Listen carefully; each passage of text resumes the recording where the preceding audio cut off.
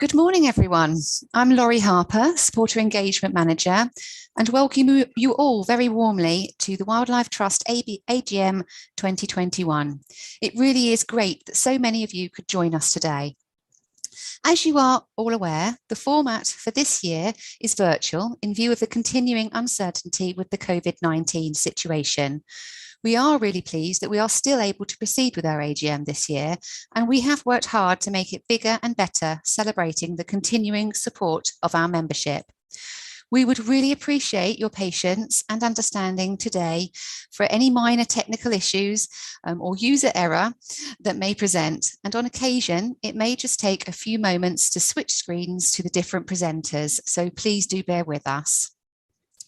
Please note that only hosts, presenters, trustees and award winners will be able to share their cameras, and all other attendees' cameras and videos cannot be seen by anyone, and microphones are all muted, just to reassure you. To clarify the structure for today, as per agenda, we will begin shortly with a welcome from our Chief Executive, Brian Eversham. This will be followed by talks from our two wonderful guest speakers, Craig Bennett, Chief Executive of the Wildlife Trust Movement, and Sir Partha, economist and leader of the Independent Review of the Economics of Biodiversity. The AGM will commence from midday and will be chaired by our President, Michael Allen, and then after a short break, you will be able to attend one of our interactive sessions on offer as you have booked. Just a few housekeeping matters to note. You will see on your screens an option to raise a question highlighted as Q&A. Please only use this option for questions relating to Craig and Sir Partha's talks or the AGM. And please note we are unable to respond to anonymous questions. Craig and Sir Partha will endeavour to answer as many of the questions as possible today.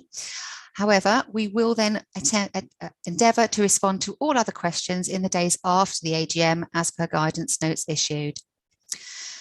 Any other comments, please do feel free to raise in the chat box, and we can hopefully respond to those as we go through the day. We will be asking for members to propose and second motions for each resolution, and we'll be inviting you to raise your hand. There is a raise hand button at the bottom or the top of your screen, depending on your device, and we will be monitoring this and then recording the names of those people for our meeting minutes. Please do remove your hand once the resolution has gone through. Just a gentle reminder to all presenters, those of you who are being elected and those receiving prizes, please do ensure you turn your video on when you are being announced and stop sharing your screen at the end of your presentations. On behalf of the Trust, I would like to thank you all for your continued support, especially during these uncertain times, as we really are very grateful. We look forward to getting back to a more normal face-to-face AGM for October 2022. I would now like to pass you to Brian Eversham, our Chief Executive, to welcome you all to today's event.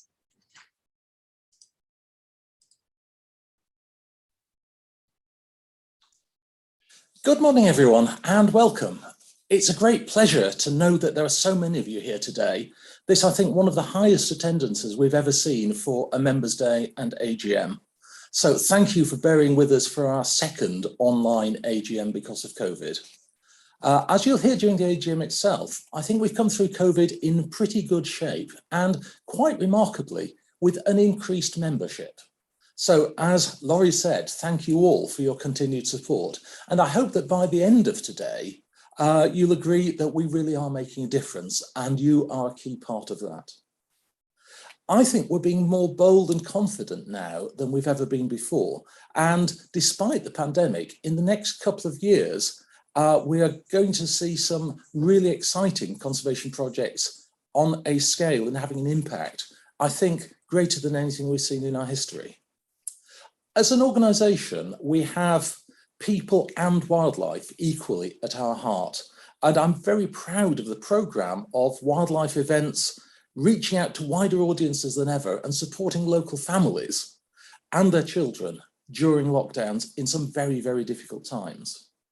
And in the last couple of years, our more technical wildlife workshops have been shared online and have served a national as well as a local audience. And that's important. As a trust, we've always placed good science and strong evidence at the heart of what we do. Our founders included some of the great naturalists and ecologists of previous generations, the likes of Miriam Rothschild, Franklin Perry, Max Walters, and I hope we're keeping their tradition alive in this Wildlife Trust. It's vital that the management of our nature reserves adapts to changing conditions, particularly the climate crisis. And you'll have read some of the studies from our monitoring and research team. And I'm really excited looking forward that our university collaborations are answering new questions and strengthening our knowledge of our own sites and how to manage those for the full range of wildlife. This underpinning science gives us credibility. And I think that's vital, given some of the other work that we're doing. We are trying to persuade local councils to turn down damaging planning applications. We're getting them to adopt a really ambitious nature recovery network. We're campaigning against damaging national developments too. But I'll leave William, our chairman, to describe the detail of those at the AGM. As a trust, we're also tackling new initiatives, new problems with new initiatives. So a few years ago, it would have seemed very odd for us or any wildlife trust to be running farming trials, growing new crops on our own land. But we now realise that wet farming could be the key to saving the peat soils of the fens. And in doing so, we could actually be halving the carbon dioxide emissions from UK farming. I'll repeat that, halving carbon dioxide from farming in the UK. We will do whatever it takes in the fight against the biodiversity and the climate crises. And I'm delighted this morning to be welcoming two speakers to this Members' Day who are thought leaders in that fight. We're very fortunate that both Sir Partha Dasgupta and Craig Bennett live on our patch. They are locals, they are members of this trust. Sir Partha is probably Britain's leading environmental economist, and he's lived in Cambridge since 1985. His report on the economics of biodiversity, commissioned by the Treasury, was published in February this year and is one of the most stimulating, challenging and radical documents I've ever seen coming out of Treasury.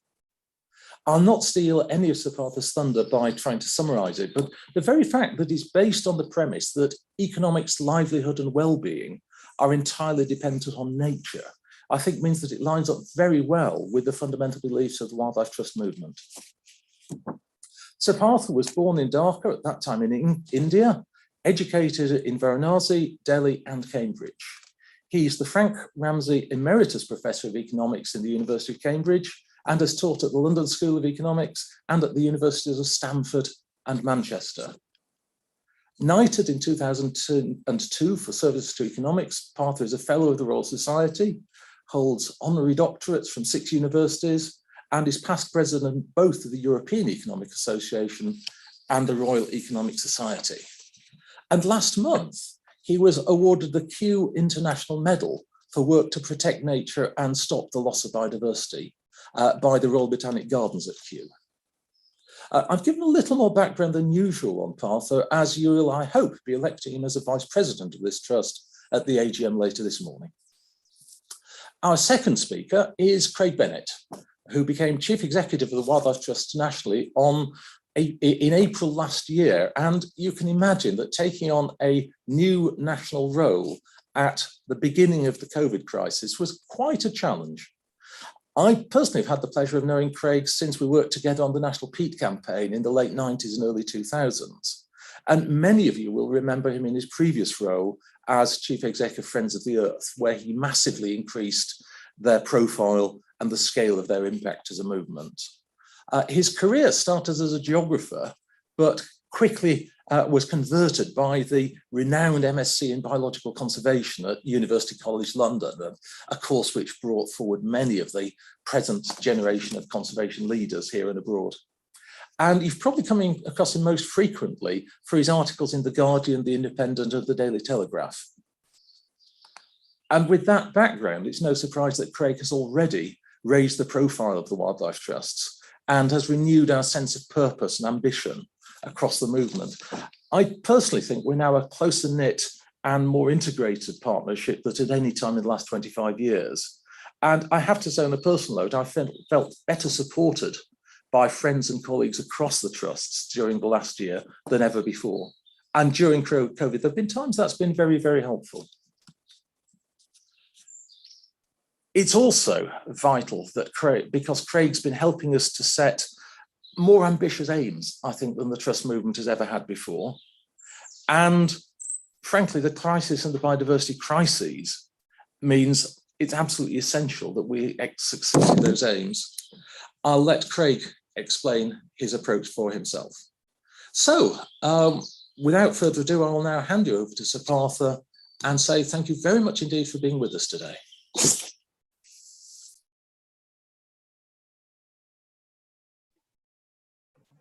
Thank you very much indeed. It's a pleasure and an honor to be here, even although, of course, I am a neighbor. So I'm available all the time in the neighborhood. Your work at the Wildlife Trust is concerned with the most vital set of issues that my review that was alluded to speaks to, which is local management of the local landscape. That's where the action is, and that's where what we ought to attend to.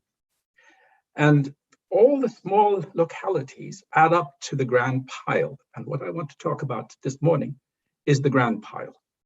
The review that I was asked to prepare by the Treasury was a global independent review. And I want to concentrate on the global side of it this morning. The unprecedented growth in well-being of the average person in the world today is really very brief. The brief history of economic betterment, in the sense that I'll make clear in a minute, is about 70 years old. It's a post-war phenomenon. Throughout history, mankind has been very poor. And incomes started rising in the West about 1500 of the Common Era, growing slowly and then gradually increasing through the Industrial Revolution until an unprecedented growth took place about the beginnings of the post-war period. And I'd like to ask the first slide to be shown, which will give you a sense of the increased economic activity today. May I have the first slide, please? Yep, so Partha, I'm just going to try and share that now for you. Bear with me. Sure.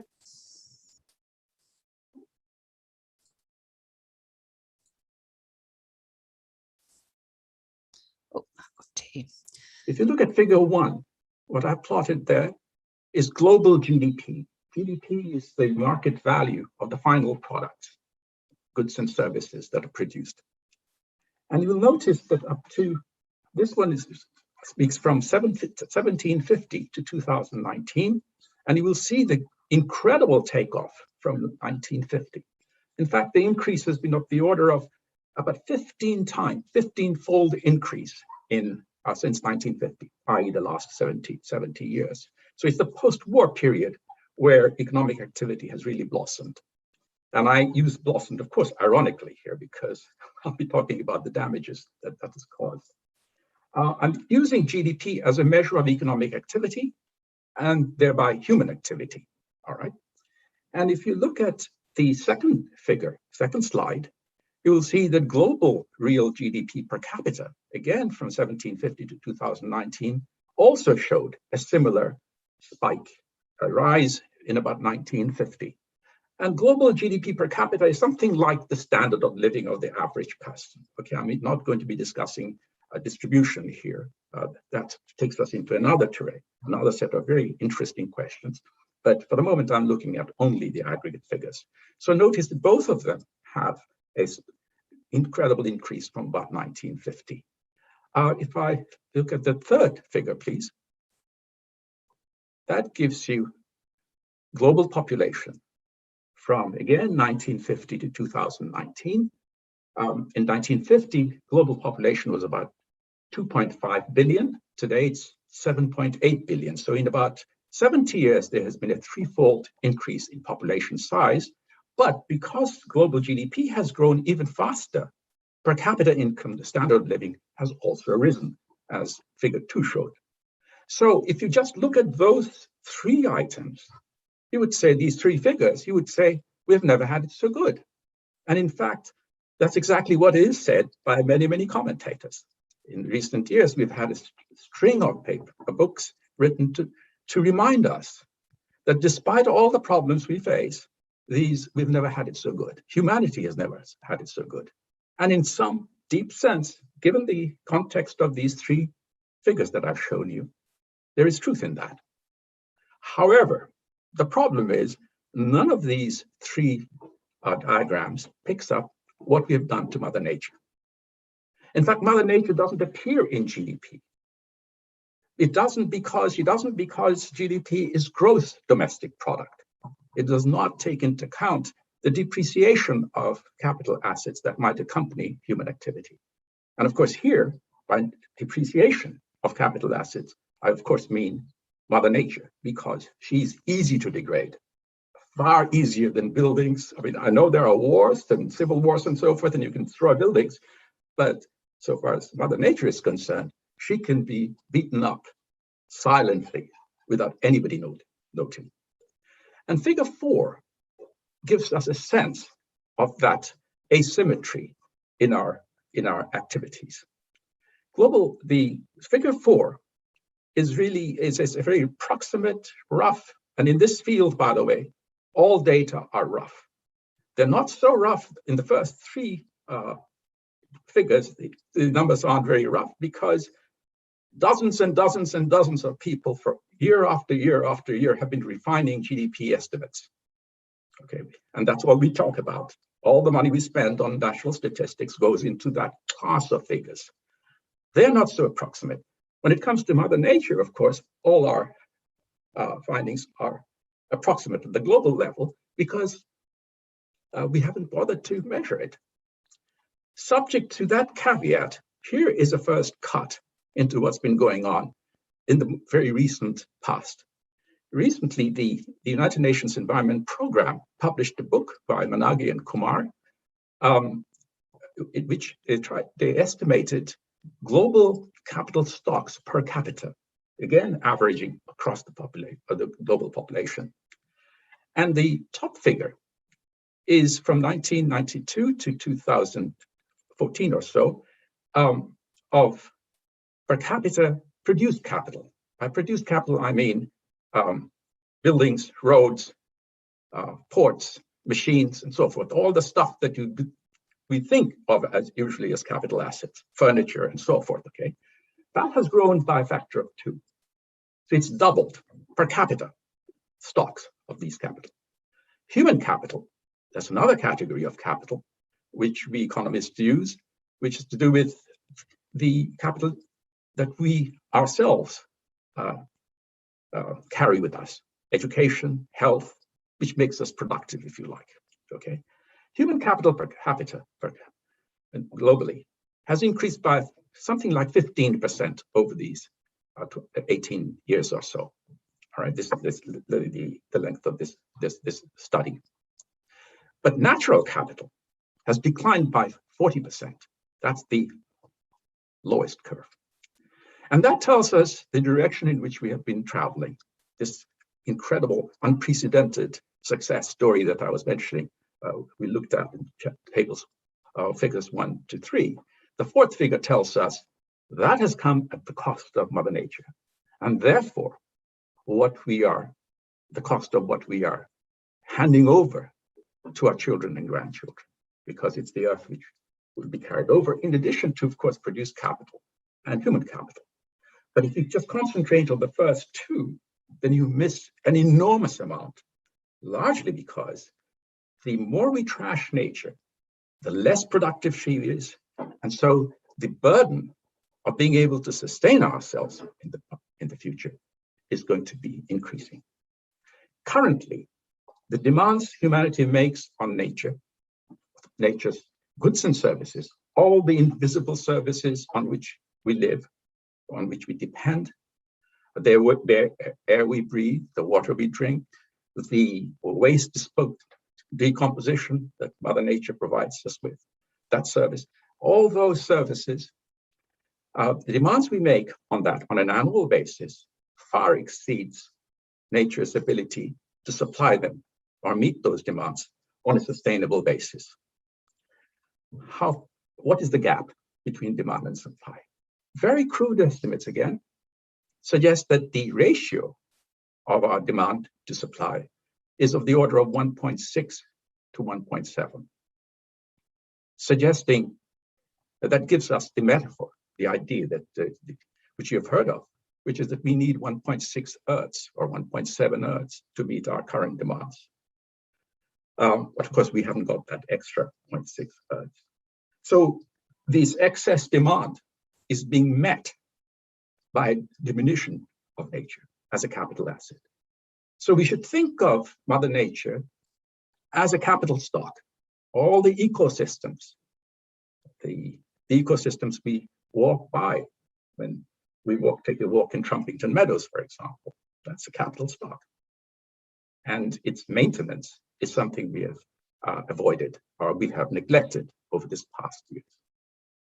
Now, in my review, one of the things I did was to decompose the aggregate demand that we make on nature. After all, it's all well to say total demand is so much, say 1.6 times capacity of nature to supply them on a sustainable basis. But what makes for that demand? What are the factors which lead to it?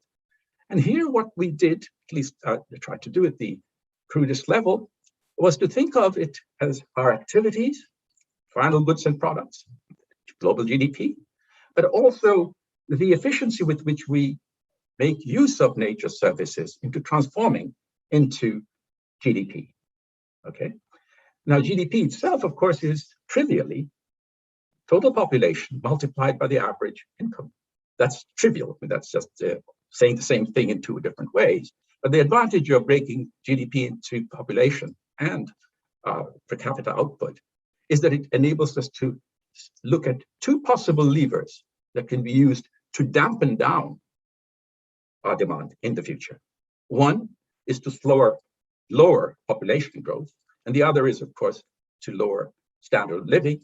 And of course, there'll be a third one, which is the one which is more attractive to everybody, is to make it more efficient so that we use less of nature per unit of output. And that's where all the action is at the moment, particularly in discussions on climate change, where we say, look, let's go for clean technology, away from fossil fuels. That's an expression of the idea that you will be able to get the same amount of energy using less of nature's services, in this case, absorbing the carbon that we emit without disturbing herself in a big way. And of course, the other side of the inequality of demand and supply is the supply side itself. And the idea would be to raise the ability of nature to cope with our demand, which would be to make it more healthy, and make it more healthy, which will be investing in nature. So I want to talk a little bit about the first side, the demand, because the supply side is much discussed now. Green investment is precisely that idea. And efficiency, increasing the efficiency is another factor which many people talk about, particularly in the context of climate change, as I mentioned, but least talked about is population. And what I want to show you is, and I want to end with that, is to carry with us some thoughts about what can be achieved on demographic matters. May I have the fifth and final slide, please? This is a projection, regional projection of population from 1950 to 2100 by the United Nations Population Division. And it makes for interesting reading because it's broken up into regions: Sub-Saharan Africa, Central and Southern Asia, Eastern and Southeastern Asia, and so forth, Europe and all that. And these are in different colors, of course. But note, the top one is Sub-Saharan Africa, the blue, and gray is the Central and Southern Asia. But the idea is to look at all but the blue, and then notice that it peaks. The total peaks at about 2150 or so, and then starts tapering down. So if you ignore Sub-Saharan Africa, global population will be coming down gently towards a figure about 2,100. Now, it is extremely important and something which I'm sure Craig and others will be emphasizing. Mother Nature, as the way I described it, the inequality before, responds to the demands we make on her, total demand we make on her. She does not recognize the rate at which we are changing our demand, nor does she take into account, she can't record the rate of change of demand we make on her. Now that might sound sophistry to you, but it's not, because we very often say, well, look, what's the problem? Population overall is going to be declining. But the problem is that if the total population declines to the point where it's still very, very large relative to the size of the biosphere, and give the efficiency with which we can transform goods and services into final products, and the standard of living we seek, then we have a problem, okay? And the real problem here, of course, lies now in the future for African people, because their population is growing at a furious rate. Just you can see it from that band. Currently, sub-Saharan Africa's population is approximately 1 billion, and it will be, the projection is to about 3.8 billion at the end of the century, which is a, roughly speaking, just under 3 billion increase, which is enormous, given that Africans are very poor relative to the rest of the world. Average income in Africa sub-Saharan Africa is about a quarter of the global average standard of living. So although, and because the total GDP of Africa is very small, the subcontinent should not be held remotely responsible for climate change, for all the other evils that we have inflicted on Mother Nature globally, because she's too small. Locally, of course, there are problems. That's what I want to point to. But the future for Africans themselves, given the fragility of their ecosystems, given how poor the average African is today, the population growth rate in the subcontinent will spell real problems for people there. So it is not something that we should ignore, because if we want to help Africa, we really need to help them cope with the fertility transition, which has to do with family planning, of course, offering them assistance in that field, because it also meets very well a different kind of a problem, which is to do with women's empowerment, something that we all would, I'd like to think, care about enormously.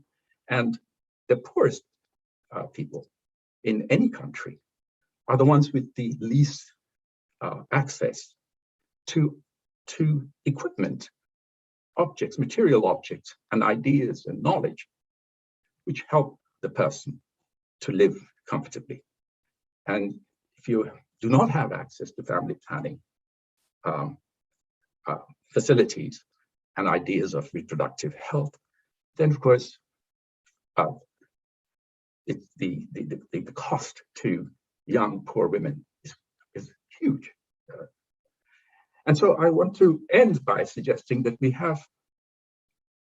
there are ways, and the review, of course, speaks to many, many methods we can use, policy tools, to cut down the gap between demand and supply, which in my judgment is the most crucial thing now. We're in a firefighting situation, because if you have a ratio of 1.6, we are in trouble unless we try and close that gap fast. And in order to do that, the review goes through the various factors which make for that gap, and then looks for institutional changes, behavioral changes that could help to do that. Of them all, many of the discussions today that are taking place in part in response to the review, in part autonomously, have focused attention on those alternative parameters, like standard of living, the kind of life we like to lead, the efficiency with which we can transform nature's goods and services into final products, and of course, investment in nature, which can simply mean planting trees, trying to get wetlands to be recovered, and so forth. Those are extremely important. All of this is important. But the one thing that seems to be missing in the discussion is human numbers. And I thought for that reason, I'll end this talk by giving you a sense of where we are heading with regard to our numbers. Thank you very much. Lovely. Thank you, Sir Partha. And what I'd like to do now is to be able to ask you some of the questions that have come in from the membership today. And I'm just going to have a look at those now.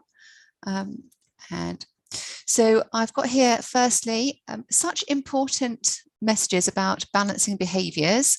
How do we get the message across about standards of living to those who have so much and use most resources?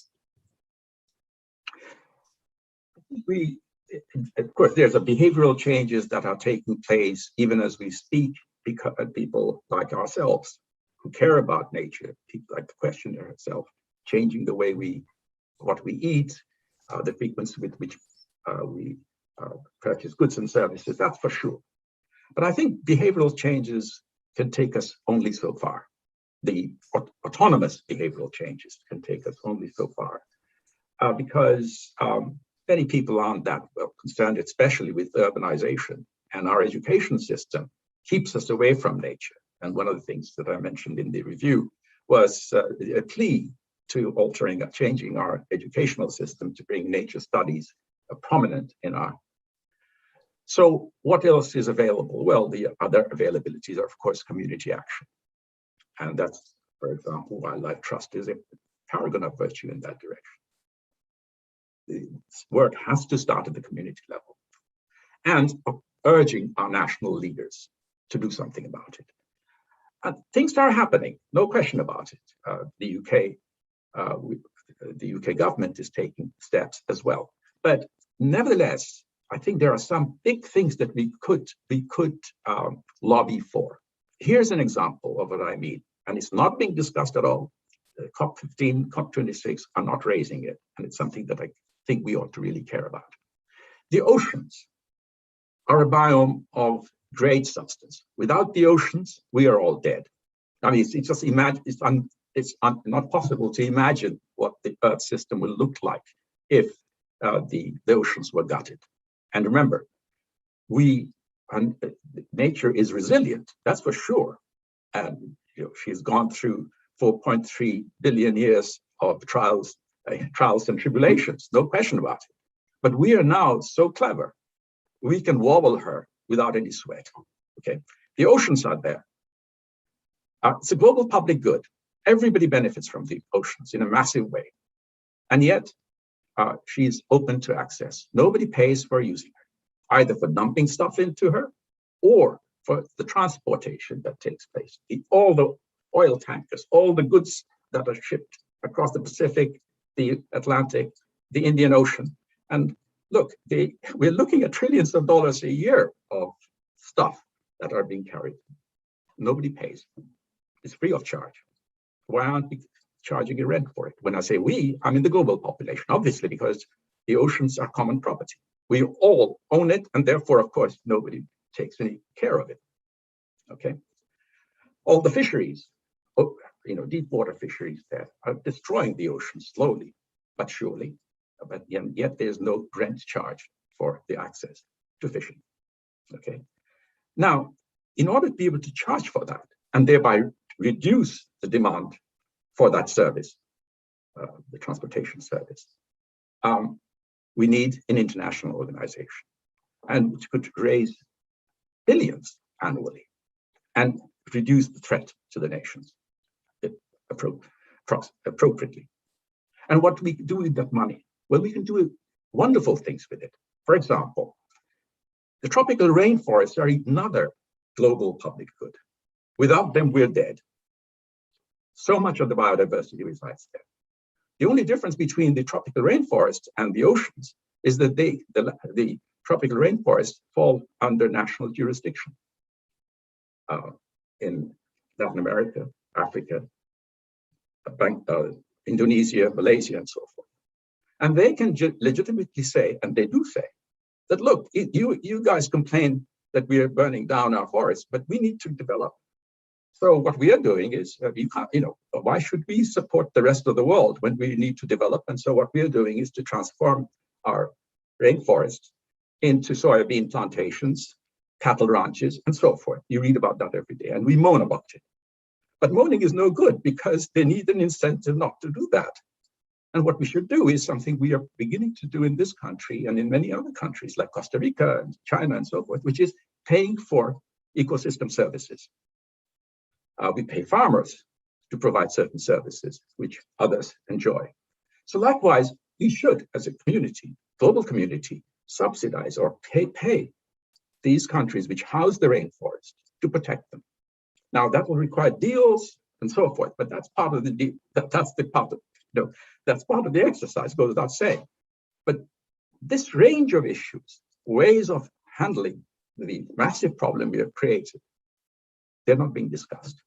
At the end of the Second World War, we have the leaders, global leaders, had the imagination to create the World Bank, the IMF.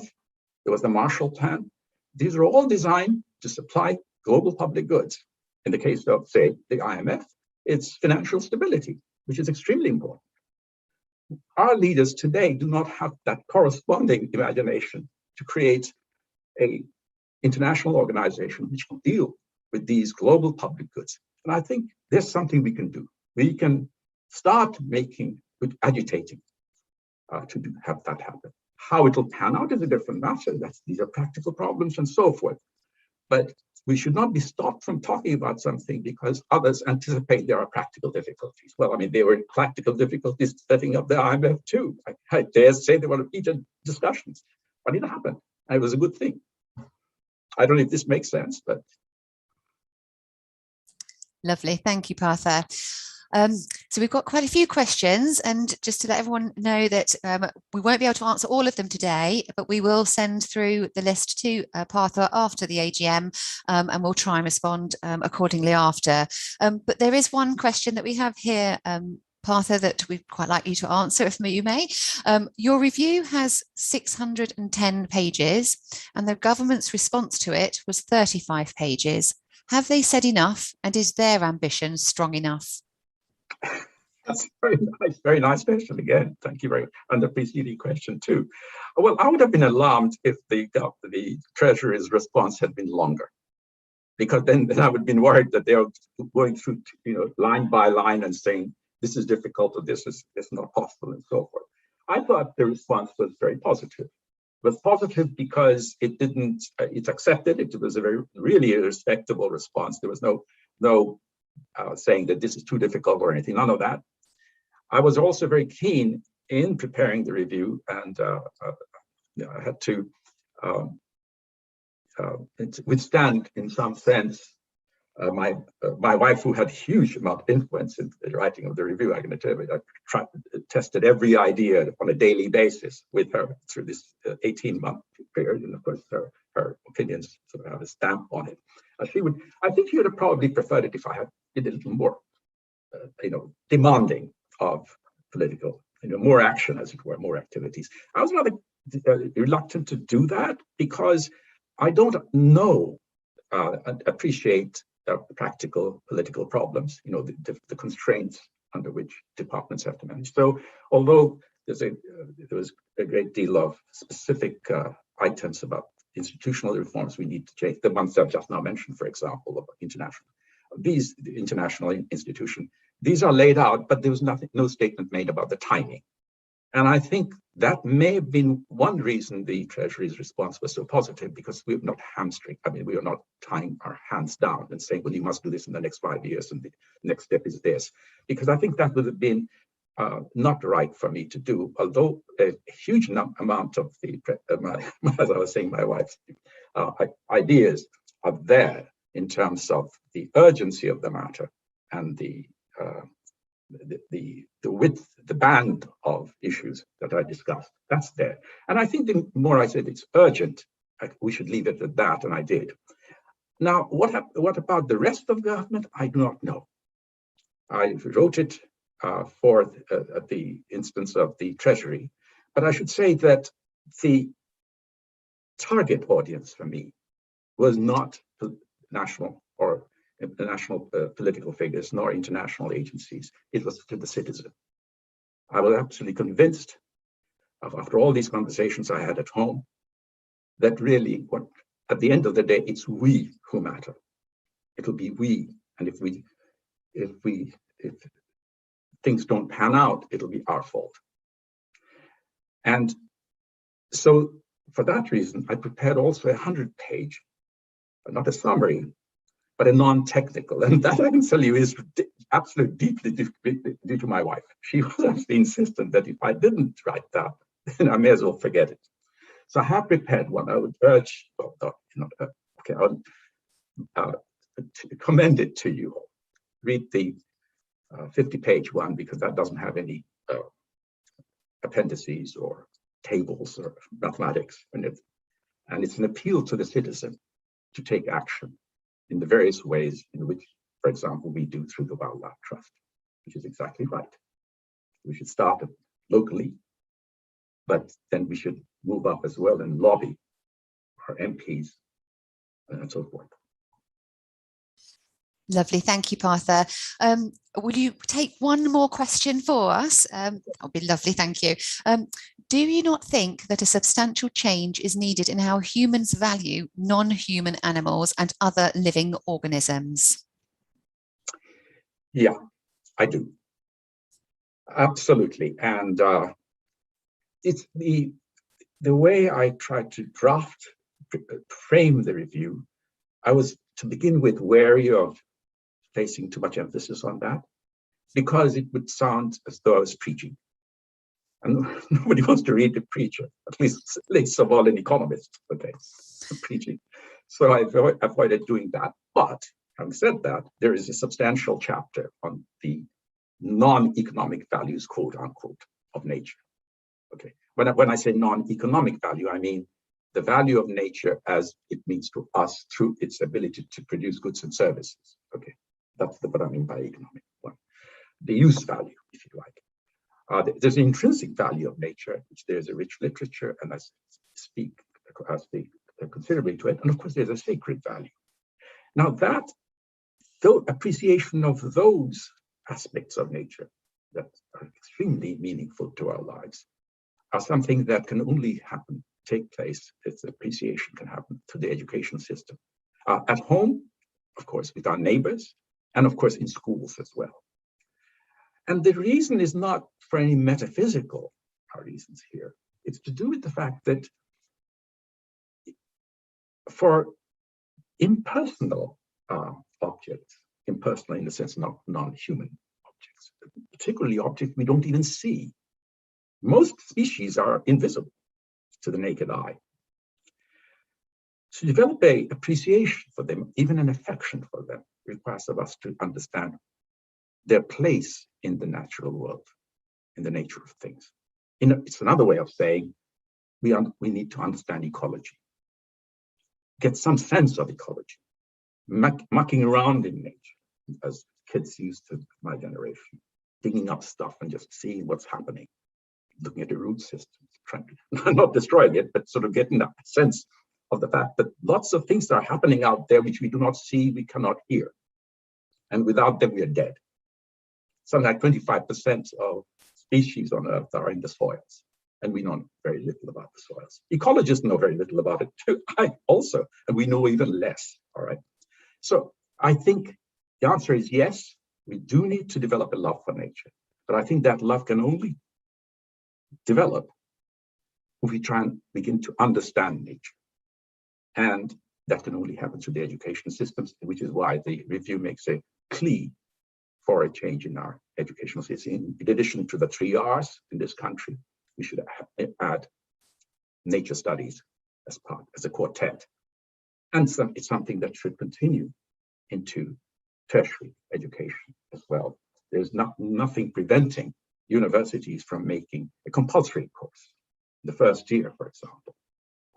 There are humanities courses like that in the United States, which are compulsory. So the idea that the moment you go into university, everything becomes free for all. You choose what you want. That's not quite right. We can do better than that. And this is something which is so important for our future. It's not simply science versus arts and humanities. This is about us. Thank you, Sir Partha, for answering those questions and for giving us such an insight into your studies. We will answer as many questions after the event as possible, as mentioned earlier, but I'd now like to thank you very much and move swiftly on to introducing Craig Bennett. But please, Sir Partha, do stick around. Okay. I'm here. I'm muting myself, but I'll be here. Lovely. Okay, Craig, welcome. Thank you very much, and it's fantastic to be joining you this morning from Cambridge, actually just a few streets away from Sir Partha. And I just want to say, Sir Partha, that was fantastic. I think all of us really enjoyed that, and it was great to hear you speak again. So yes, I'm delighted to join you all this morning. It's wonderful to speak at my own local Wildlife Trust. And I was thrilled to be able to join the Wildlife Trust and become Chief Executive across the Wildlife Trusts in April last year. I'm very grateful to Brian for his introduction he gave earlier. He said I start in April. Actually, if you want to be specific, it's even more entertaining than that. I actually contractually started on April the 1st.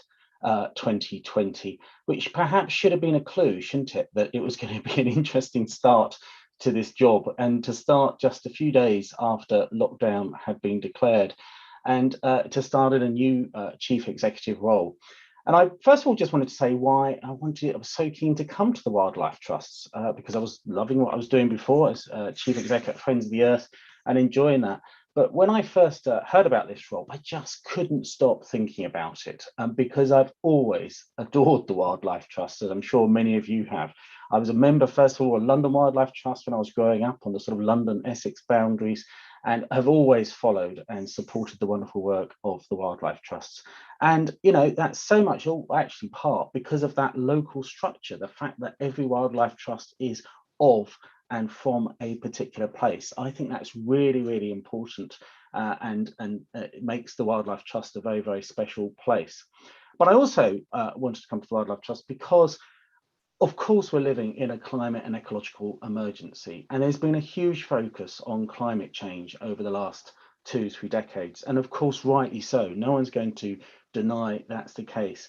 But I've long felt actually that the kind of debate, the bigger debate about, and the sense of urgency about the need to put nature in recovery has sometimes played sort of second cousin to that story. And we have to absolutely make sure that we're getting the debate and the need for nature recovery up there, at least level pegging with climate change. And more to the point, of course, these two issues are inextricably linked. We can't hope to solve the climate emergency unless we tackle the ecological emergency, and we can't hope to solve the ecological emergency unless we tackle the climate emergency. And the Wildlife Trusts, again, are brilliantly placed to tell that story and drive that sense of urgency. And so that's why I was so thrilled to come and be part of the Wildlife Trusts.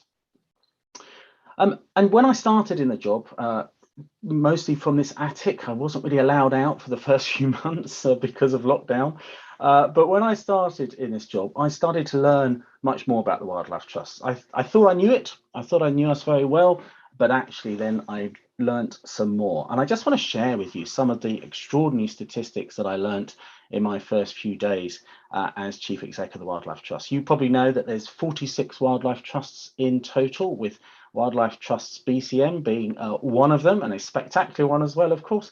But 46 Wildlife Trusts in total, ranging from the likes of this Wildlife Trusts through to Isle of Man Wildlife Trusts, Isles of Scilly Wildlife Trusts, Ordinary Wildlife Trusts. So 46 across the 4 nations of the UK, and actually Isle of Man and Ordinary, which are technically just outside the UK. And of course, Wildlife Trusts that cover the nations as well. So a handful of Wildlife Trusts in Wales, Ulster Wildlife as well, and Scottish Wildlife Trusts. That makes it a very, very strong federation as a whole. Did you know that we have more nature reserves than McDonald's has got restaurants in this country? In fact, 1,000 more. That's a great statistic, isn't it? And in fact, we estimate that 60% of the British population live within a 3-mile walk or cycle ride of a Wildlife Trust nature reserve. And collectively, we have 850,000 members across the Wildlife Trust, which, to put that in perspective, is about twice the size of the biggest political party membership in this country. So we are a pretty extraordinary federation, and there's a lot of diversity across those wildlife trusts, but I believe really passionately that our diversity is our strength. But anyway, I did come into the job, and it was a fascinating time to come in, because I spent a lot of time last year having one-to-one conversations with all those 46 chief execs and meeting those chairs, and of course including Brian and Graham Fry, the previous chair, and now William as well, who became chair just last year, of course, of BCN. And there was a real sense that we wanted to come together to shape a collective strategy of what we were trying to do collectively. What was the collective impact that we wanted to have as the wildlife trusts? And I think first and foremost, through the conversations we had over the last year, where you had chief execs and chairs coming together on Zoom from across those 46 trusts to have those joined up conversations, through those conversations, it became very clear that what we wanted to do is, if you like, pivot from where perhaps a lot of the nature conservation movement has been for most of the last century, which was a sense that we were protecting nature, to actually making sure we're putting nature in recovery.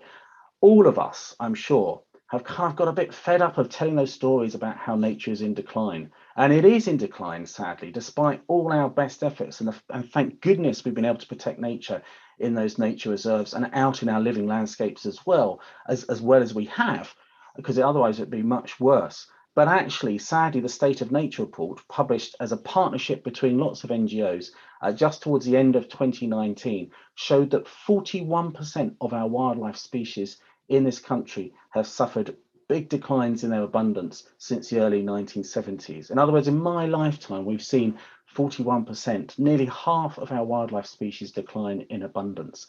You know, that's not good enough. And we don't want to just slow that decline. We want to reverse it. We want to make sure that we're bringing wildlife back and that we're putting nature into recovery in the years ahead. And so through this strategy process over the last year, we've really shaped a new, bold and exciting strategy for the wildlife trusts that will guide us over the years ahead. And each wildlife trust themselves will have their own way of doing it and set their own strategies about how they're going to go about it. But we're very clear now about collectively what it's going to add up to. So I just want to give you a bit of a flavour this morning about that future, that exciting future that hopefully is there for us collectively as the Wildlife Trust Federation. We've set 3 big goals for the wildlife trusts, and the first, you won't be surprised to know, is that nature is in recovery. By 2030, we want to make sure that nature is in recovery with abundant and diverse wildlife and natural processes, creating wilder land and seascapes where people and nature thrive. And so how do we want to do that? You would have seen, I'm sure, over this last year, how we've been out there in front calling for what we call 30 by 30, getting 30% of our land and sea into recovery for nature by 2030. And this is part of a global effort. It was first developed through the International Union for the Conservation of Nature, which, by the way, the Wildlife Trust was a founding member of back in the 1940s, something we should be very proud of, I think. And we absolutely want to make sure that our government commits to and delivers on that measure. And so we played a big role in trying to make sure that the government announced that they were committed to it last year, and they did. I'm very pleased to say that Prime Minister Boris Johnson signed up to 30 by 30 in autumn last year and announced that.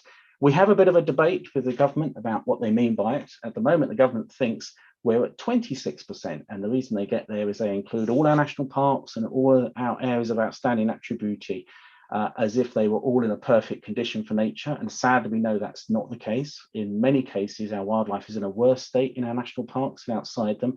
So we do have a vision for national parks and areas of outstanding natural beauty being managed in a much wilder way that's good for nature.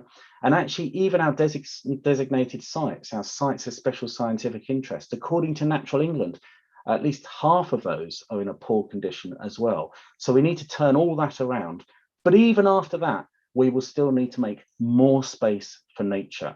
And you will be familiar, I'm sure, how the Wildlife Trust has been pioneering the approach around nature recovery networks over the last few years, something that we campaigned to make sure got put in the Environment Bill, and it is in there, and it's not an act quite yet, it's still going through Parliament at the moment, but we hope that there will be that legal duty in the Environment Bill to create nature recovery networks.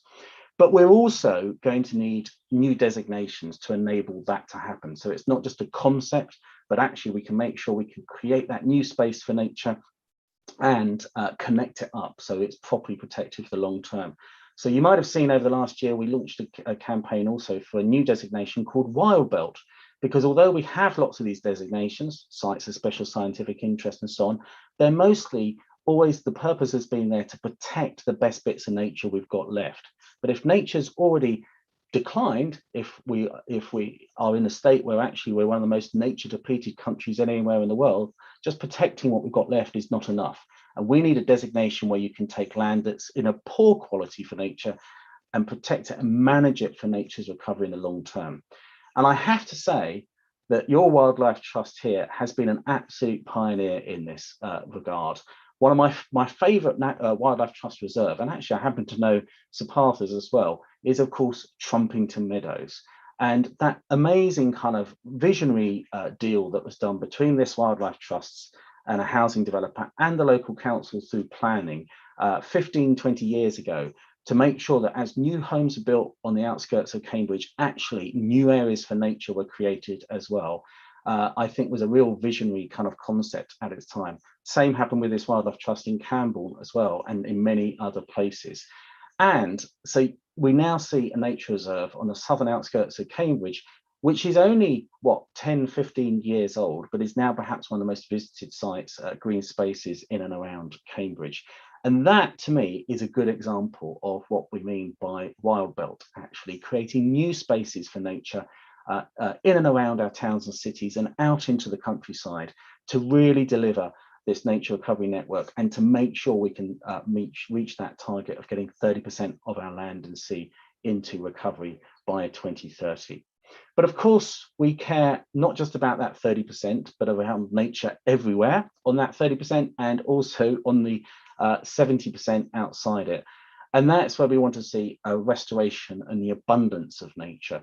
Rather than telling those stories about declining abundance, let's see them soaring again. So we want to see a reversal of those declines in farmland birds. We want to see insects in proper wild abundance again.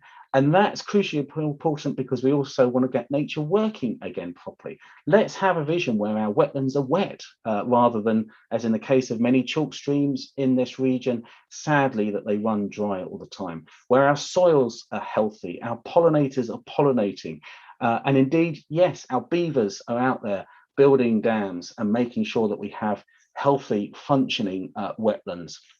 And that we're actually seeing those natural processes working as they should.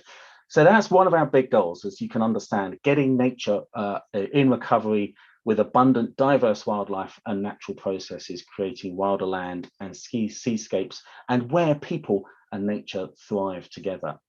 But for that to happen, we're going to need action. We're going to need people taking action. And exactly as Sir Partha said, that starts at the community level. You know, in the whole of my career, whenever I've seen the biggest transformations that have come in social change and campaigning, it always starts at the community level. And it's when communities work together and build up to create a movement that can drive the really big, bold change. So our second big goal as the Wildlife Trusts is to make sure people are taking action for nature and the climate and resulting in better decision making for the environment at both the local level, so at local authority level, and across the 4 nations of the UK, remembering, of course, that the environment is devolved. And so the Scottish government, the Scottish Parliament and the Welsh government, and indeed down in Northern Ireland as well, all make important decisions there. And of course, we have cities and regions now and our own mayor for Cambridge and Peterborough.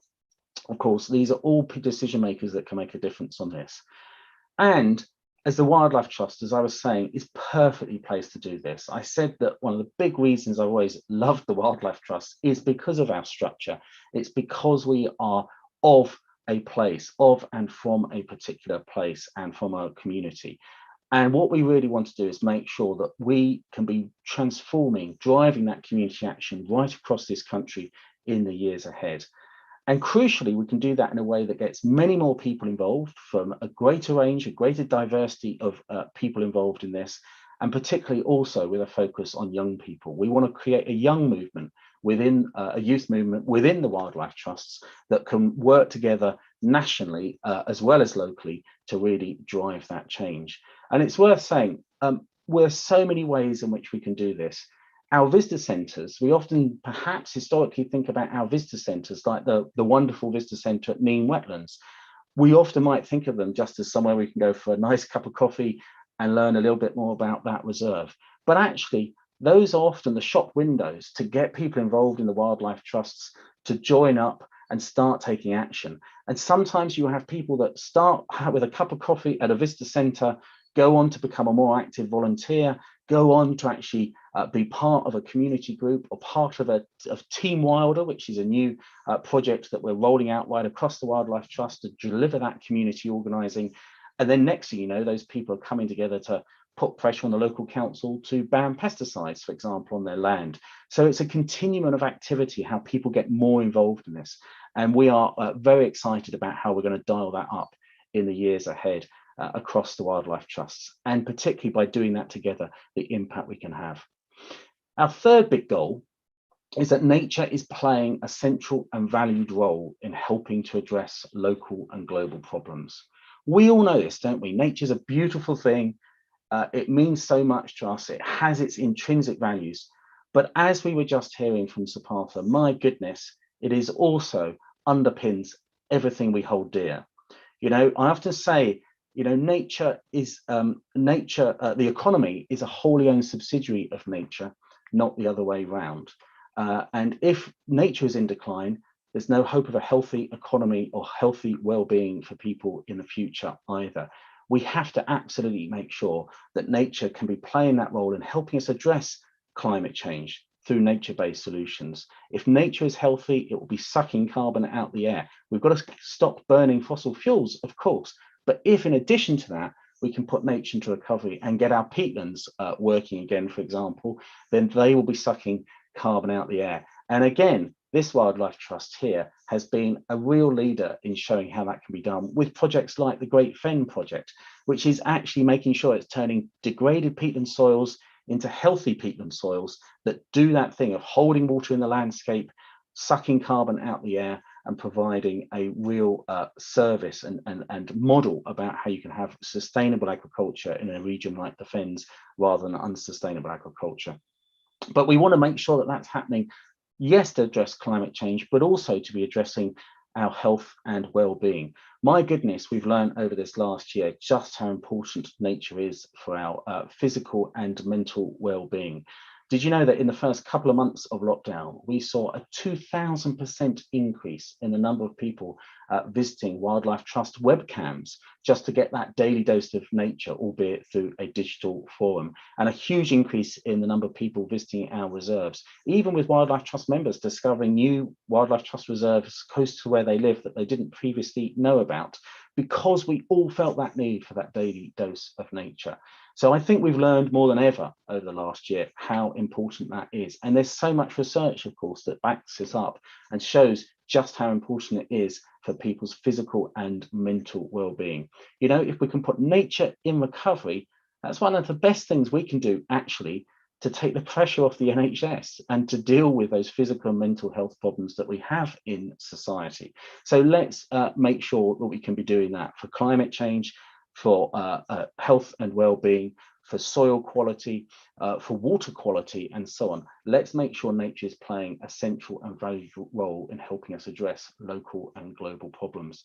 So those are our three big goals for the future as the Wildlife Trust, and we're very excited about them. But there's some big transformations we want to go through collectively as well to enable us as the Wildlife Trusts to do that. We want to make sure we're working much more closely together, and you have big trusts, really strong and trusts like this one, a Wildlife Trust BCN, actually skill sharing, capacity sharing, and so on with smaller trusts, and making sure we can all learn from each other across the Wildlife Trust network while remaining strong and effective independent actors.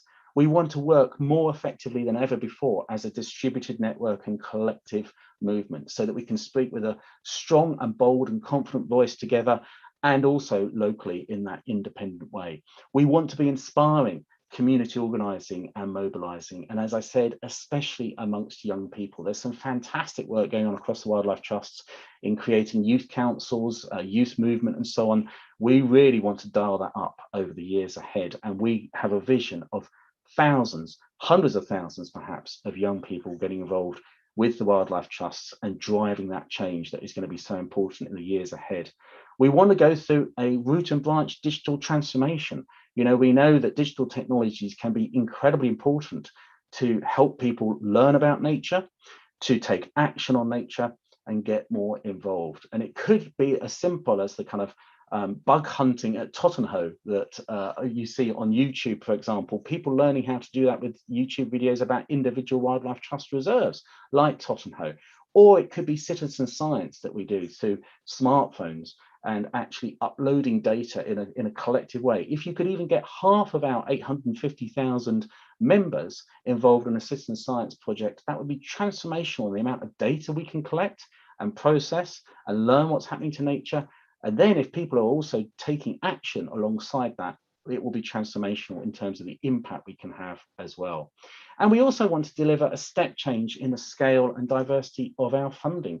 You know, I said I'm very proud that we've got 850,000 supporters at the moment, but I'm very pleased to tell you that we've seen strong growth in membership across the Wildlife Trust over the last year.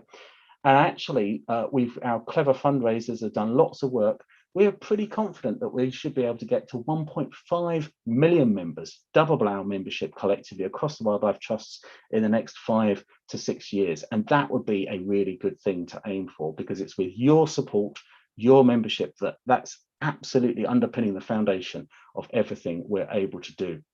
There's other things that are going to be very important that we're going to be doing, working together as the Wildlife Trust. We're going to make sure that, you know, we are constantly improving the sustainability of our operations. It won't surprise you.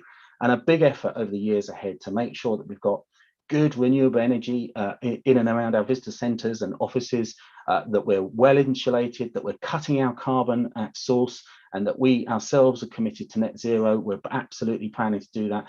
And also making sure that in products we sell in our visitor centres and all kinds of ways, other ways in which we impact the environment, that we're at the leading edge of performance on that. We want to absolutely make sure that our nature reserves continue to be managed brilliantly for nature's recovery, and that we can connect them up in the best possible way as well, so that they're not just the sort of last bits that we're protecting, but they're the foundations again for nature's recovery, something that's really important to sort of reframe that. We want to make sure that we have got really clear evidence-based policies across so much of our work, which is important. Particularly if we're going to be speaking with that bold and confident voice, we need to make sure that we are all on the same page across the Wildlife Trust about our views on issues, and that we form those with absolutely the right evidence we're getting from the ground, and our views and experience across the Wildlife Trust network. We obviously want to increase the skills, yes, of our staff and volunteer network, and that will be a really important thing to do. Again, invest in high-skilled, diverse staff and volunteers, and absolutely make sure that we are skill sharing across the Wildlife Trusts. But you'll be pleased to know that we're also really working on our education work and making sure that we're engaging with government around how we can ensure that young people have skills around nature. You might not know that we're on the steering group of a new initiative that's looking to develop a new GCSE in natural history. And although the government's not fully committed to it yet, we are very hopeful that within the next year or so, we will see a commitment to produce a GCSE in natural history. And the Wildlife Trust would have been on the steering group to make that happen, which is fantastic. And crucially, we're going to speak more boldly and more confident than ever before about what needs to change. You would have seen over the last year or so that brilliant work by this Wildlife Trust on saying what needs to happen around the rethink for the Oxcam Arc, saying what needs to happen about changes to plans for East-West Rail, and nationally as well, we're really engaged now in the planning debate and trying to say how the planning system needs to change in a way that will put nature at the heart of our planning system, not as an afterthought. And to give you an indication of that, I'm very pleased to say that on Thursday this week, I was one of the first chief execs of any NGO to get a private meeting with Michael Gove, the new Secretary of State for Levelling Up Communities and Housing, and to give him a copy of our planning report that we published this week, giving that prescription exactly about what the government needs to do to put nature in the heart of the planning system, including, for example, a new designation such as Wild Belt. So we're absolutely at the forefront of shaping government policy around this, and that's going to be crucially important. So when you put all that together, you can see now that our vision is not just protecting nature, which it never has been, but we've clarified more than ever before now that our vision is of a thriving natural world where wildlife and natural habitats are playing a valued role in addressing the climate and ecological emergencies, that we're really helping overcome those problems, and that people are inspired and empowered to take action for nature. Put it simply, our purpose as the Wildlife Trust over the decade ahead will be to bring wildlife back and empower people to take action for nature and create a society where nature matters. And the way we're going to go about that is we're going to be ambitious in our desire, not just to slow, but to reverse the declines in nature. We will speak with that bold and confident voice. We will tell the truth about the state of nature and what needs to be done to put it into recovery. We're going to use our monitoring and the science we do in and around our reserves and out in the countryside and in the oceans, because we have fantastic marine work across the Wildlife Trust as well, to make sure that the evidence is there about what needs to change around government policy and shape that to put the measures in place to bring wildlife back.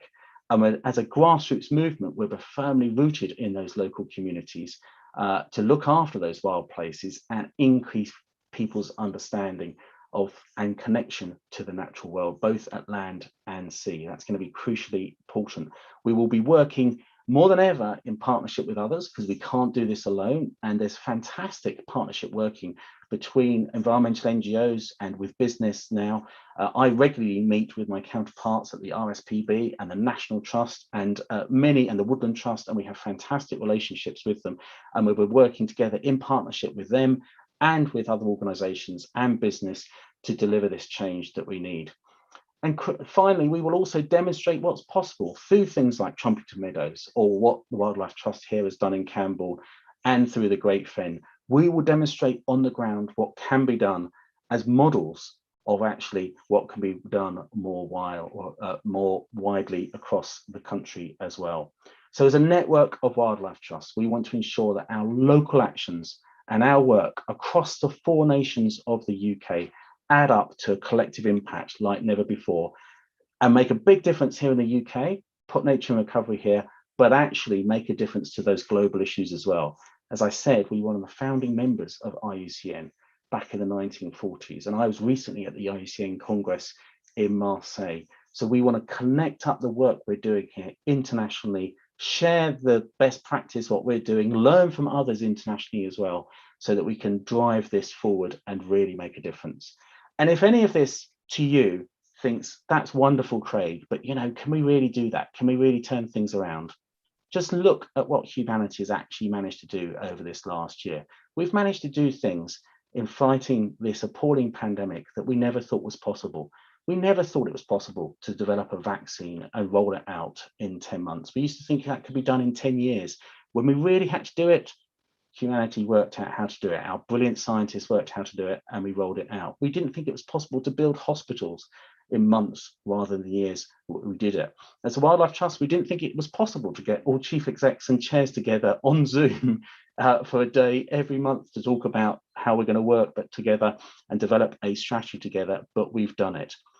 We can do amazing things when we really have to, and when we treat things seriously and we can get on with it. So I think as a Wildlife Trust, we absolutely are determined to turn things around in the next decade and put nature in recovery and the relationship between people and nature into recovery as well.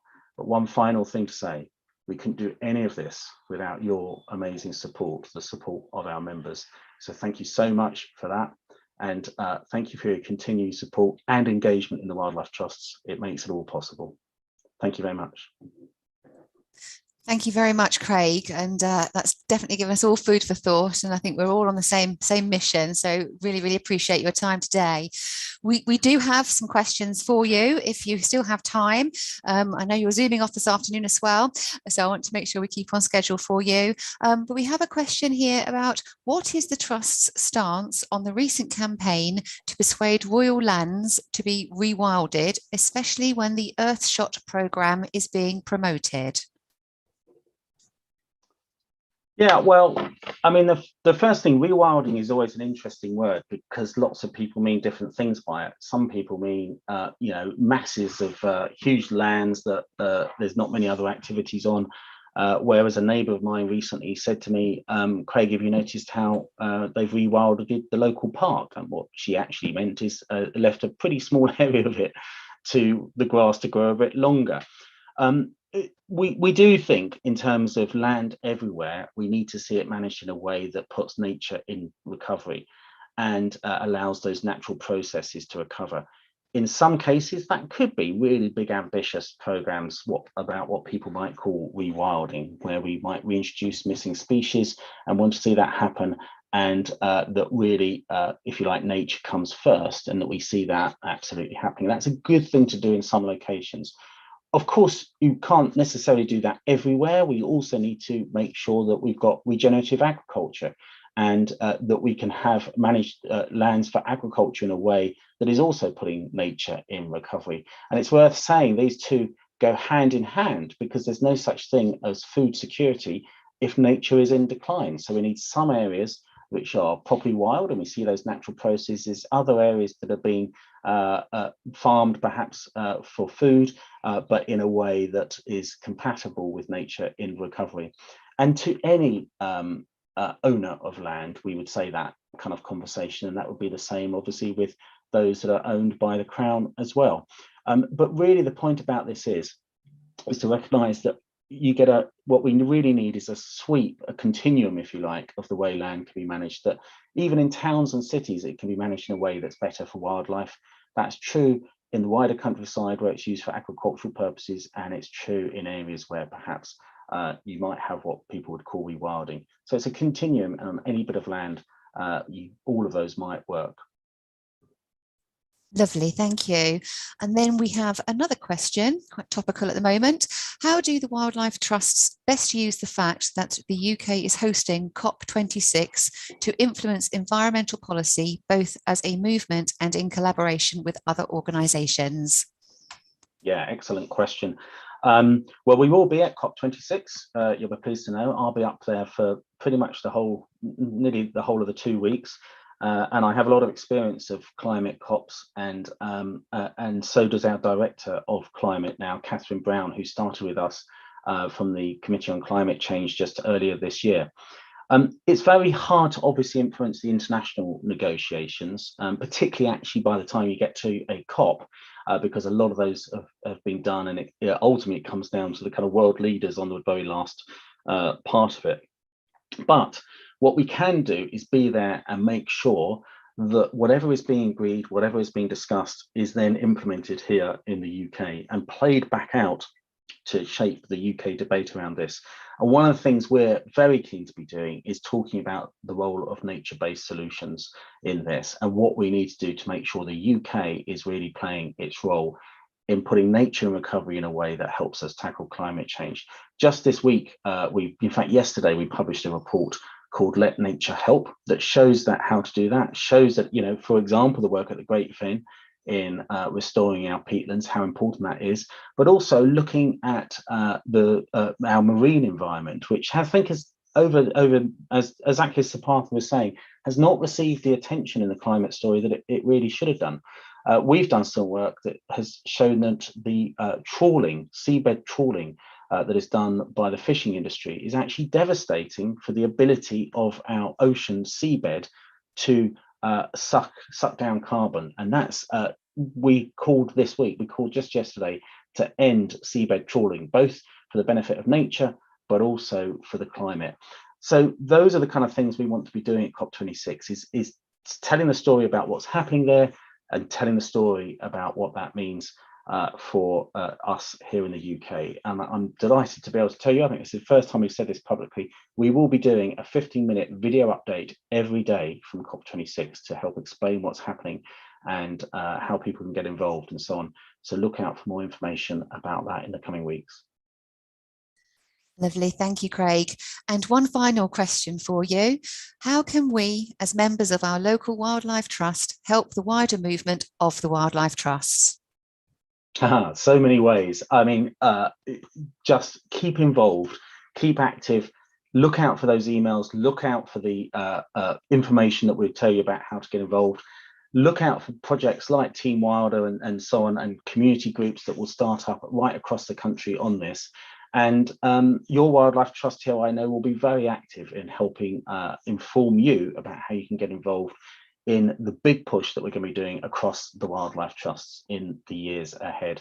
So I have every confidence that this fantastic Wildlife Trust, BCN, will be doing just that. And that will mean you'll be able to take action as this Wildlife Trust, but as part of a wider movement across the UK as well. Lovely, thank you. And Craig, I'm just going to spotlight Sir Partha now as well. I will just add my video and would just like to say thank you very much, both of you, for agreeing to come and speak today at our lovely AGM and Members Day. And I'm sure that everyone's taken a lot of inspiration from both of your discussions. So thank you very much. And now I would just like to advise the membership that we are going to take a short break, a 5-minute break before the AGM starts. So do grab a coffee and we'll see you back here at midday. Thank you.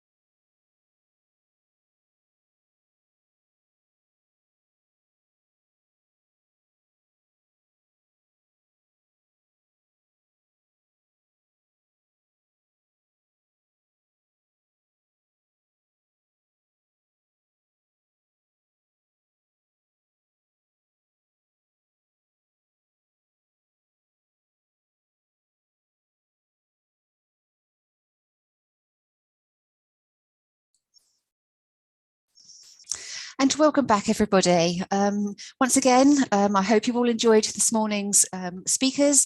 I certainly did.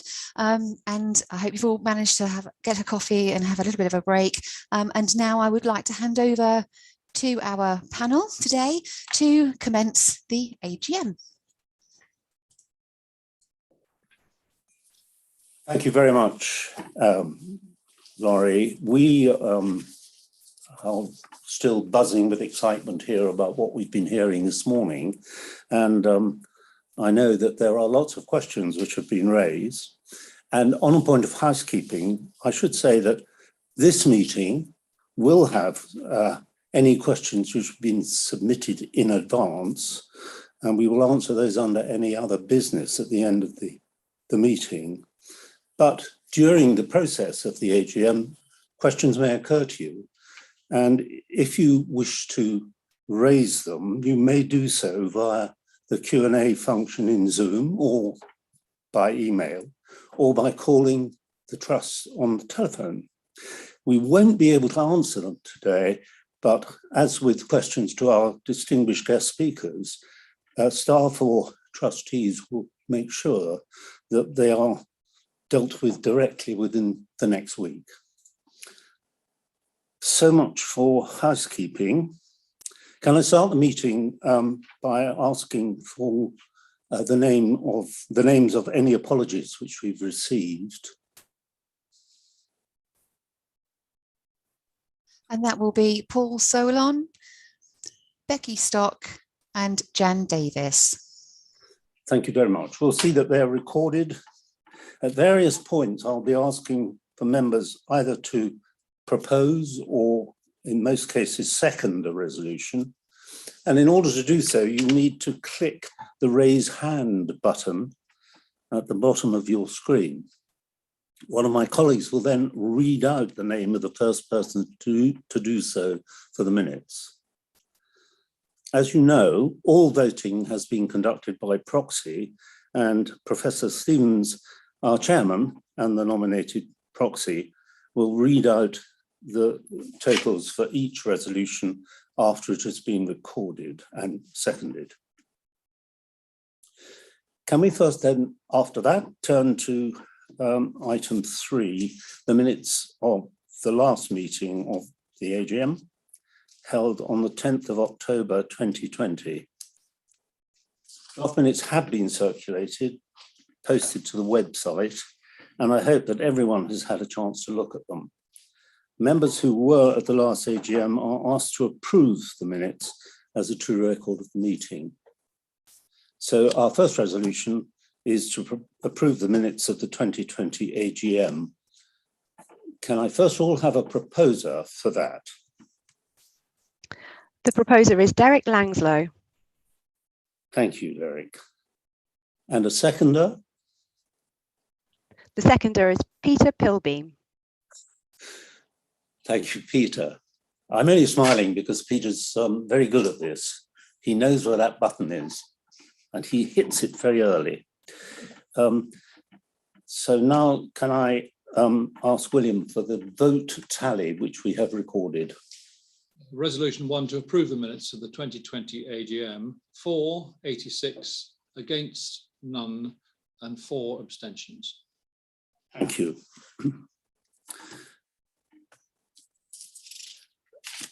I want just to draw your attention, if you've seen the previous agenda for this meeting, to a slight change that we've made in order to clarify how we handle both the annual report and the annual accounts together. And that will explain the procedure as we move into the next items.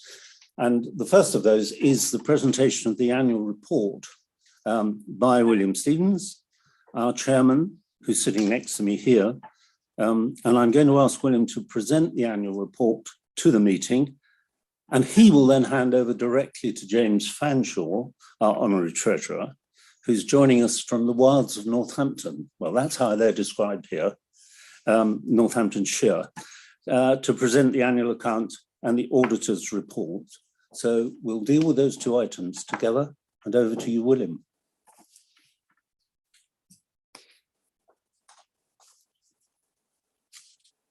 Thank you very much, Michael. Good afternoon. I'd like to add my welcome to you all and thank you for attending our annual general meeting. I'm very pleased to present our latest annual report and I hope you've enjoyed reading about the achievements over the past year. Pulling the report together is always an arduous task, and so I'd like to particularly thank Brian Evesham and Nick Shelton and their team for the work of pulling it all together and making sure that it was published in time. It hardly needs to be said that this has been a difficult year. COVID has created many challenges, but I'm pleased to say that our Wildlife Trust is in a strong position thanks to the dedication and hard work of our staff, our volunteers, and of course, with the vital support of our growing membership. Speaking of members, this year was the 60th anniversary of the Beds and Hunts Naturalist Trust. Next summer, we're planning an event at Felmersham, our first nature reserve in that trust area, for founders and early members to celebrate this milestone. And I think that will be a wonderful occasion, and I'm sure the sun will shine. You'll see from my introduction that we believe our trust is more than nature reserves, more than the species that inhabit them and the people that visit them.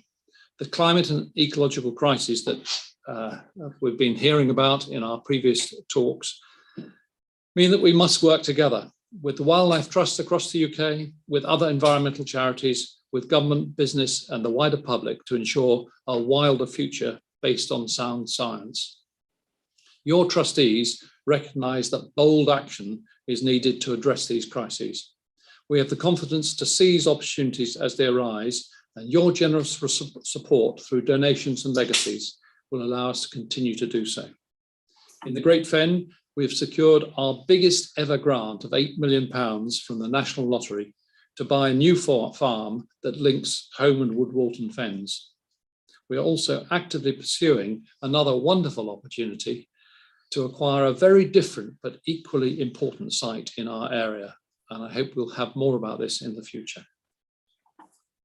Opposing inappropriate development is an important part of our work as well. We successfully campaigned to prevent a new motorway, the expressway between Oxford and Cambridge, helped to thwart plans for a damaging river crossing over the Ouse at Godmanchester, and we're opposing the target of 1 million new homes between Oxford and Cambridge. To conclude, the Wildlife Trust will continue to fight for a future that inspires a love of nature, provides vital green spaces for everybody, and ensures that by 2030, at least 30% of our land and sea is connected and protected for nature's recovery. You, our members, are essential to making this happen. I'll now hand over to James Fanshawe, our Treasurer, to present the annual accounts. Thank you very much indeed.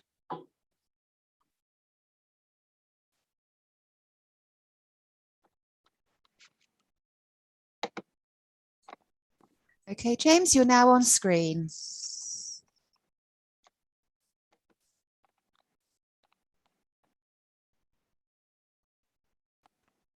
I am looking for my presentation.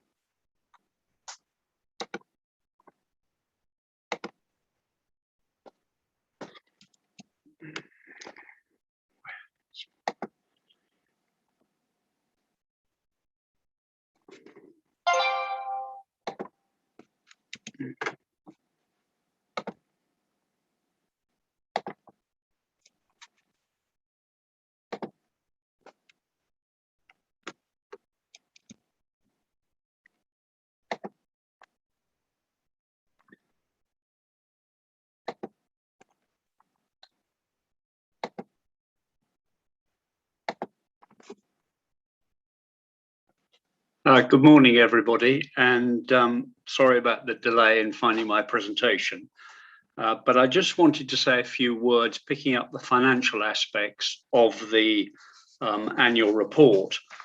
And in that, I'll take some of the pages from the published annual report, and I'll also add one or two of my own slides. Just wanted to focus in on where our money comes from and where we spend our money. You'll see there that membership and donations and legacies make up about 40% of our total income. And thank you very much, everybody, for your financial contribution to the workings of the Trust. Grants are also very important to us. We have a brilliant grants team, and you'll have heard William speaking about this £8 million grant, but that will become an increasing income stream in the future.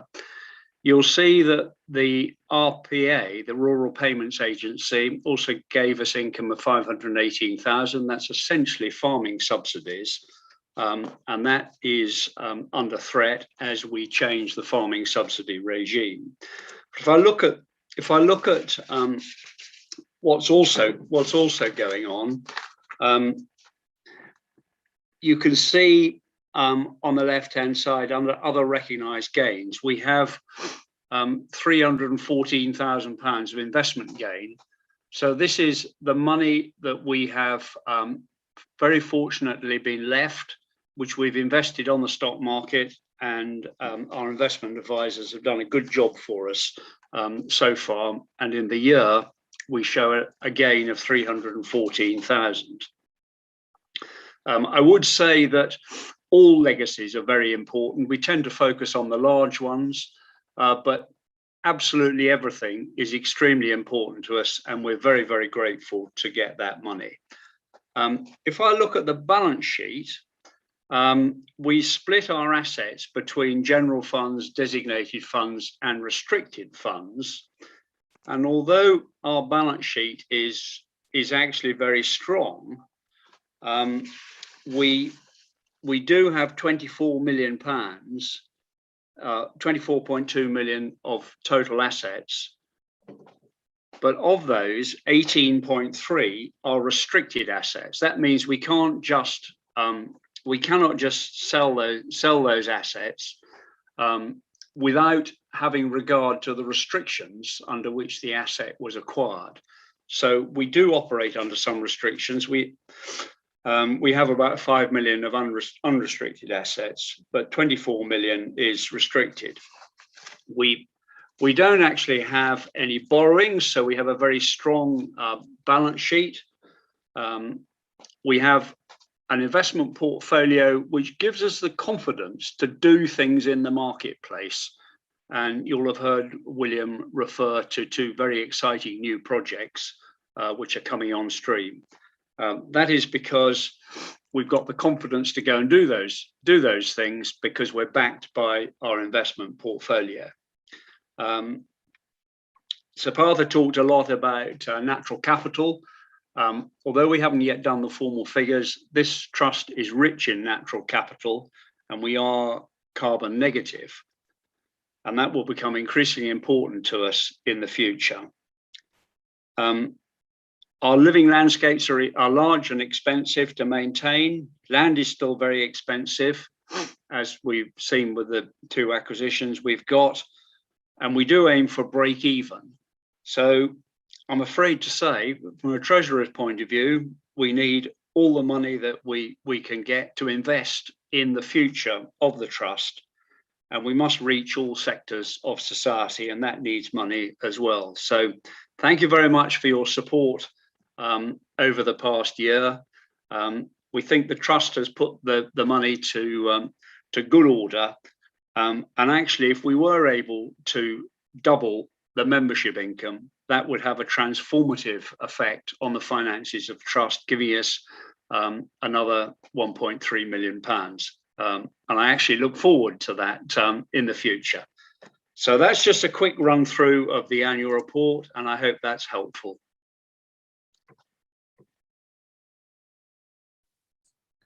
Lovely. So if you could just stop sharing your screen, that's brilliant. Thank you very much. And I shall now pass back through to the panel. Thank you very much, Laurie. So we now have 2 resolutions which we need to take together, and I shall treat them as if they're solidly one item. The first is to approve the annual report of the Board of Trustees, and the second to approve the annual accounts and auditors report.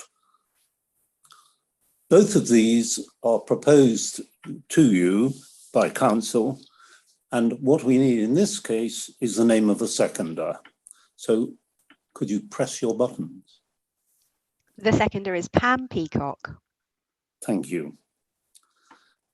And I'm now going to ask William for the tally. So on both resolutions 2 to approve the annual report and resolution 3 to approve the annual accounts and auditors report, we had 88 votes for, none against, with 2 abstentions. Thank you, William. We now turn to, excuse me, we now turn to item 6 of the agenda, the appointment of the auditors. And Safri Champness are proposed by council as auditors. This year was a little different because the audit was put out to tender this year, which is done from time to time in well-run organisations. And I shall now hand back to James Fanshawe, who will say a few words about the decision that was made on this occasion. Over to you, James. Thank you, Michael. Safri Champness have been our auditors for many, many years. And it is, as Michael refers to, good governance to periodically test the market, which is what we've done this year.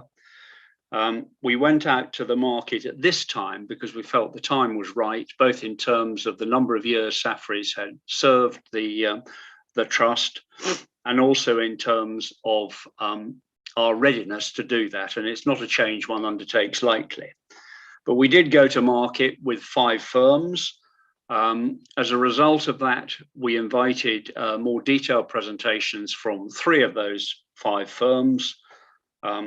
We had a very robust process where we examined the proposals and heard presentations from those 3 firms.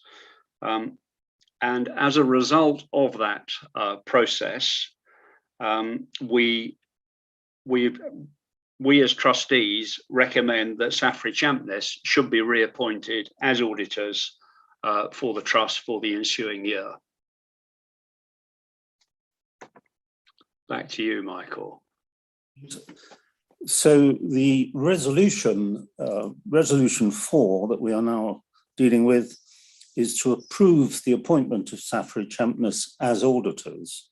It's proposed by council, so we need a seconder. The seconder is Mary Hawking. Thank you. And The resolution 4 to approve the appointment of Safri Champness as auditors, 86 for, 2 against, and 2 abstentions. thank you, William.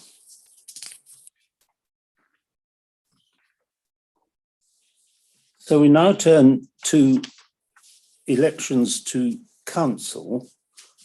And in this instance, I'm also changing something that we have done before, in that I don't propose to read out a biography for each of those who are proposed as new council members, but they have been placed on the website of the trust, and they've been there for some while, and you have had the opportunity to look at them. And I'm sure they're still there, and so you will be able to check out after this meeting if you so wish. The first item is to re-elect a council member. Rebecca Stock is standing for re-election, having served her first term. Unfortunately, she's unable to be with us this morning and sends her apologies. But the resolution is to approve the election to council of Rebecca Stock. It's proposed by council, so can we have a seconder for that resolution, please? The seconder is Peter Meadows. And can we have the tally, please, William? Tally 87 for, none against, and 3 abstentions. Thank you very much. So we can declare Rebecca back for her second term. We now come to the formal election of co-opted trustees, i.e. trustees who are appointed during the year and now need to be formally elected to the council. Matthew Hayes is standing for formal election as a trustee, having been co-opted since the last AGM. And it's a proposal by council And now I'm asking for a secondary. Matthew's picture has appeared, which is very helpful. Welcome back. The seconder is second? The seconder is Kerry Moore. Thank you, Laurie. We have 87 votes for, 1 against and 2 abstentions. The item 9 concerns a council member, originally one council member standing down. Dr. Ed Turner, known to many of you, I'm sure, is standing down as a trustee, having served his term. But we've also heard that Alison Greenwood has recently decided to stand down for personal reasons. She won't cease her involvement with the trust, we are assured, and that's very good news. She's brought her experience at the Judge Business School to bear on the trust finance and marketing, which has been much appreciated. And Ed is known to many of you as the man with the ecologist's eye, who casts that eye over our work and has built up important research collaborations during his time on our council. I'd like to thank both of them now for their contribution to the effective working of the trust. This brings me to item 10, which is the election of chairman. And council proposes Professor William Stevens as chair of council, and we need a seconder for that resolution. The seconder is Natalie West. And the vote is 87 for and 3 abstentions. Thank you very much. I'm sure that William's very relieved. So welcome back, William. The vice chairman election, item 11, concerns Jenna Bishop, who will be known to many of you. Jenna's on screen now. And resolution 8 asks us to approve the re-election of Jenna as vice chairman, proposed by council. Can I have a seconder for that resolution, please? The seconder is Fiona Chesterton.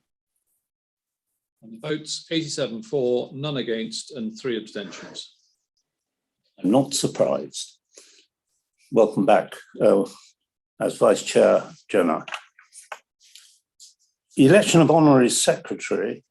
Council proposes the re-election of Paul Solon, who is unable to attend and sends his apologies to the meeting.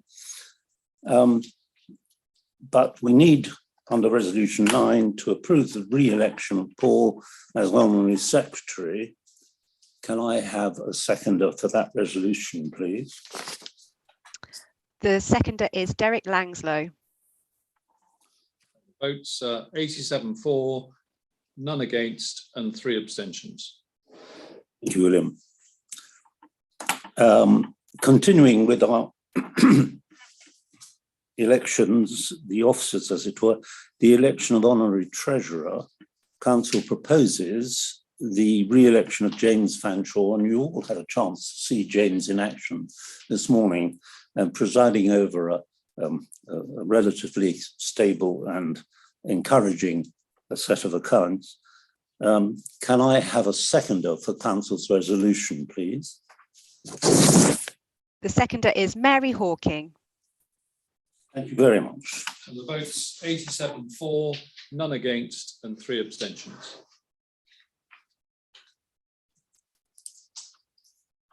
The election, the election of the chairman of the Conservation, Education and Community Committee, item 14 on the agenda. Council proposes the re-election of Dr. Matt Walpole. And I need a seconder. Matt is on screen. The seconder is Fiona Chesterton. Thank you. And the votes 86 for, none against and 4 abstentions. Thank you very much. And welcome back, Matt. This gets a bit like those test cricket moments when the umpire in the pavilion is asked and always says at the end, "You're on screen. I'll tell you when you're on screen," he says. So it's very good to have that opportunity just to remind ourselves of what our committees look like. And now we come to election of vice presidents. There are two candidates elected, and we will deal with the with them separately. So first of all, the first resolution is to approve the election of Graham Fry as vice president. Now, you will remember Graham, who's in front of us now, as our chairman until last year. And I can't imagine someone more suited, as it were, to join the rest of us as presidents and vice presidents at this particular time. So can I have a seconder for Council's resolution that Graham should be appointed vice president? The seconder is Martin Parsons. Thank you. And the votes 87 for, none against, and 3 abstentions. Welcome back. Graham, it's very good to see you. Thank you very much, and thanks to everybody who's elected me as a vice president. If I may say that the talks today have been brilliant because they've underlined something that's always been important to me, and that is that the work of our trust is not only important locally, although it is important locally, but it goes up to the national level, as Craig has said, and even the global level, as Sir Partha made clear. So I will do everything I can to help the Wildlife Trust, and I'm very grateful to have been elected a vice president. Thank you. Thank you. Well, it's the global level which we now turn to as the election of our next vice president, who is Sir Partha Dasgupta, whom we've all seen in action this morning, who is faithfully still there in front of his camera, or of the camera. I don't propose to sketch in Professor Dasgupta's career, but you've seen him in action, and nothing could more convincingly persuade you, I'm sure, to see him as one of our vice presidents. And I'd like to say on a personal level how much I enjoyed the presentation, and hope that we will be able to use your talents from time to time on very important global issues for us. So resolution 13 is to approve the election of Sir Partha Dasgupta as vice president. And can I have a seconder, please? The seconder is Keith Alvey. And the votes 87 for, none against, and 3 abstentions. So welcome, Partha. At this point, we turn to any other questions. And I first of all have to ask if there have been any questions. No questions. Well, there we are. We're obviously providing all the answers before the questions are put. But I would remind you that if questions about the AGM itself do occur over the next few days, you may send them in the way we described, and they will be faithfully dealt with.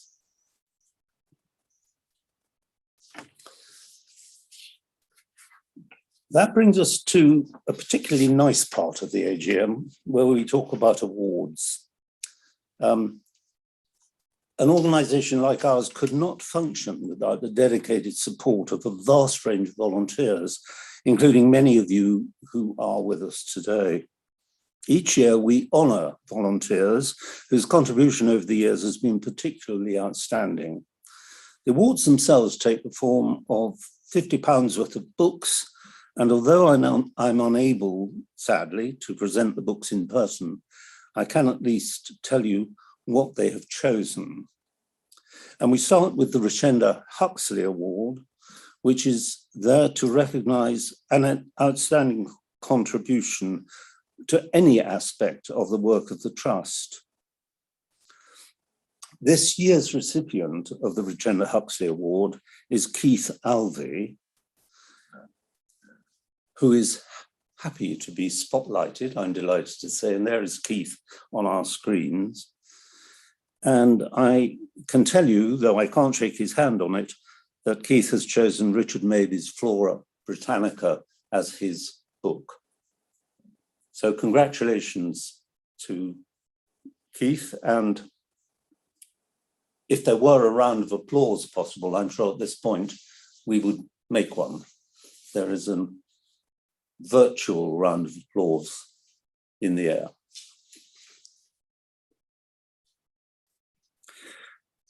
The second of our awards is the Oliver Rackham Award, which recognises an individual who has demonstrated outstanding service to wildlife in Bedfordshire, Cambridgeshire, or Northamptonshire through conservation monitoring or research. This year there were 2 nominees, and in a tradition recently set by the Booker Prize, we could not distinguish between 2 whose contributions have been so significant that the trustees have decided to make an award to both of them, Barry Dickerson and Sharon Stillard. And there they are in front of us. Congratulations to both of you. Barry has been with us this morning, but I was warned that he might not still be here. But I can tell you that he has chosen book tokens as his award, and no doubt in due course we'll discover what he has used them for. Sharon has chosen Britain's Insects, a field guide to the insects of Great Britain and Ireland by Paul D. Brock. I think Sharon would like to say a word or two. At least I have a message that she would. And if so, we'd be very glad to hear from you, Sharon.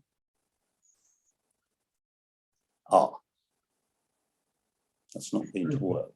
Okay, I'm unmuted, I think. Can you hear me? Can you hear me? Yes, we can, Sharon. We can hear you. Okay, thank you. I'd just like to say thank you to all the Wildlife Trust staff that I've worked with on the slow worm surveys. Catherine Banham, Penelope Cheney, Laura Downton, Gwen Hitchcock and Lizzie Dobby. It's been a great pleasure to work with and get to know such lovely, dedicated young people. And they give me hope for the future of our British wildlife. I've thoroughly enjoyed doing the surveys, and I'm very grateful for the opportunity to help to monitor the progress of the slow worms after their release 11 years ago. The slow worms don't seem very adventurous and haven't extended their range on the reserve very much as yet, but they do appear to be thriving where they are, and that makes the whole thing very worthwhile. I'm surprised and feel very honoured to have received this award. Thank you very much. Thank you, Sharon. Sharon. And Michael, I understand that Barry would also like to say a few words. Barry would. Yes. Barry, the floor is yours. Well, I'd just like to thank the Trust for the award, and it was quite a surprise, and it's very much appreciated. When I joined the Bedfordshire and Huntingdonshire Naturalist Trust in 1973, I never imagined that I would still be volunteering for the Wildlife Trust in 2021. And I would never have sort of imagined that it would have grown like it has, but with the Beds and Hunts, Cams and Isle of Ely and the Northants Trust all coming together to make the organisation we all know and love today. So thank you again for the award, and I wish the Trust a very successful future. Thank you very much, Barry. We're delighted you were able to stay with us today, and those kind words mean a lot to us. Thank you very much. The last award that we're going to mate, is the John Smith Award, which was constituted in 2017 in memory of our much loved and missed former Great Fen Restoration Officer, a passionate conservationist who sadly died in 2013. This award is intended to recognise a volunteer who has gone the extra mile in their work for the Trust, having a significant impact on a particular aspect of the Trust's work. And I'm glad to tell you that this year's recipient of the John Smith Award is Ethan Lutterer. I'm very pleased to be able to hand over to him now. There he is sitting on the screen, and he's going to say a few words to us. The floor's yours, Ethan. I just want to thank the people at the Wildlife Trust that have given me the opportunity to get involved, and also to thank my mum, because without her I wouldn't have been able to get to all the stuff that I've done, and I hope to volunteer and work for the Wildlife Trust in the future. Thank you very much, Ethan. That's very encouraging, and it's good to have one of our younger members making that kind of statement. We feel it's very important to reward our volunteers, particularly the ones like Keith, Barry, Sharon, and Ethan, who have put so much work into the Trust. Without them, we wouldn't be able to do half of our valuable work, and people with this level of commitment are few and far between. We hope to double the number of them in our Wildlife Trust in the time frame that the National Director has set for us in his very thoughtful look forward. This brings our meeting to a close, and I'm delighted that so many of you were able to join us this morning, and I think you've had an opportunity to hear some pretty important presentations, which have, I'm sure, set a lot of imaginations whirling.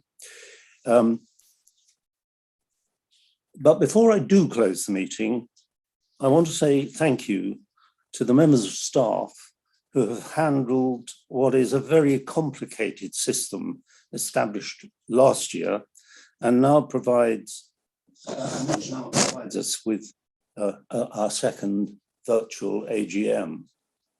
I'm one of those unfortunate people who was born too early for the age of technology, and I am amazed at the skills which have been demonstrated in setting this all up. It's not just a matter of shoving a microphone in front of somebody and turning a camera in the right direction, as I'm sure you all understand. But I would want to pass on the thanks of all of our members who have benefited this morning from their skills and the care and devotion they've put in to making sure that we could have an AGM at all. So thank you all very much indeed. And I hope that message will be passed on to those behind the scenes whom I can't see. We are enormously in the debt of people here in Camborne, and their work has enabled us to meet the requirements of the Charity Commission to manage an AGM annually. Without their help, we would not probably have been able to do so, or at least it would have taken us a very long time to do so. We're all enormously grateful to them, and their hard work has meant that we've had 2 fascinating AGMs, and if next year we go back to a traditional face-to-face operation, we shall look back with kind thoughts on these 2 years of technological skills. I'm very much impressed. So today, over to you with our thanks, Laurie, for the last time, and thank you all in the membership for joining us today. Thank you very much, Michael. So that concludes the AGM for this morning. So thank you everyone for attending. Now we have a comfort break, so time to grab a cup of tea, coffee and have some lunch before those of you that have booked on to the fabulous afternoon sessions are ready to attend. You can join your sessions from 1:20 and we look forward to joining you there. Thank you very much. I'm now going to close the meeting.